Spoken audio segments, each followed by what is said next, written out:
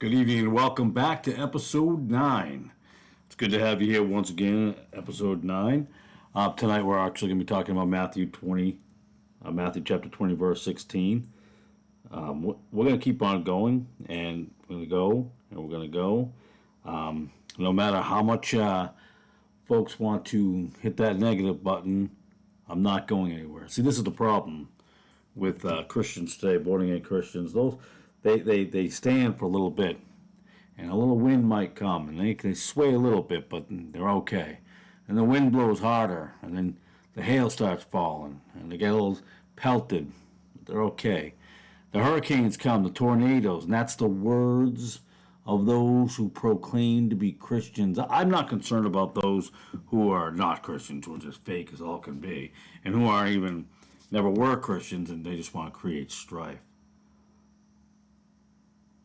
But it's been demonstrated so far that the King James Bible is very much attacked. And people want to bring up every other version. And believe me, I will be doing all the versions.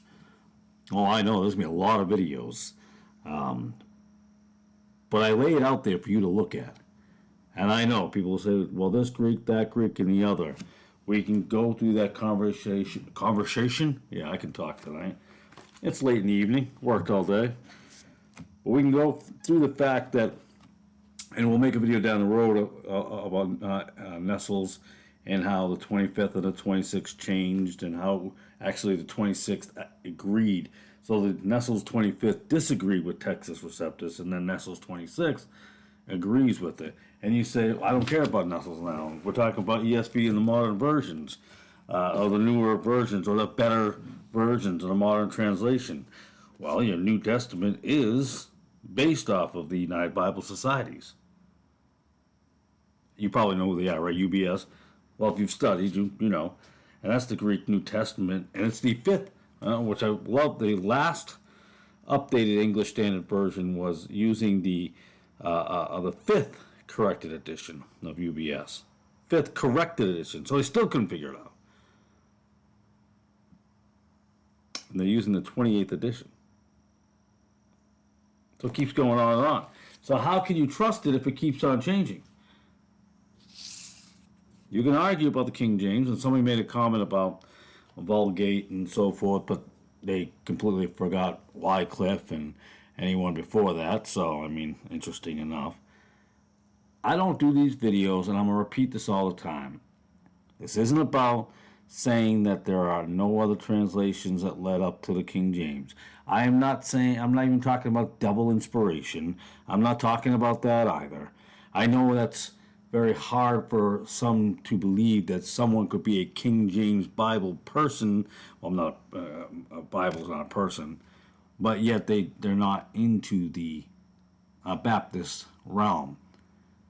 I don't hate the Baptists or against the Baptists, but I'm not a Baptist. And I'm not a Protestant. And that fools people too. They're like, wait, I don't understand. I only look at the Bible, and I read the Bible, and I follow the Word of God. And I find that the modern translations have an issue with that. And where they say things didn't exist, they did.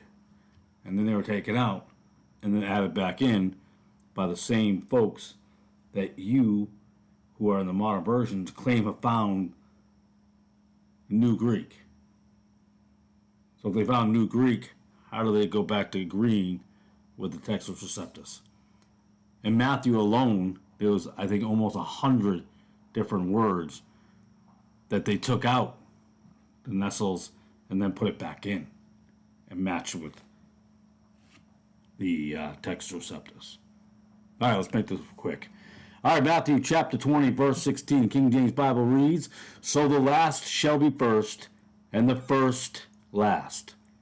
For many be called, but few chosen." And in the ESV it says, "So the last will be first, and the first last." So once again, we see that 58% of the verse is missing in the ESV. Quite a lot for such a short verse, wouldn't you think? 58%? Why? I always tell people, ask yourself why. Well, because no, go. I beg of you, I pray that you go and you actually read. Don't go to just one site. Don't go to the Catholic site and just go by what they say. I have the Septuagint behind me. Okay, I have that information. I have the Hebrew as I turn around, the Greek English lexicon. I have the Hebrew, but we have English. And again, I ask why. Because the masses in society always feel like they're last. Look around you. Everybody always feels that they're left out and they're last. And that their worthiness isn't what they've been brainwashed to believe. Their worthiness is wrapped up in works. And the elite, they just get the best.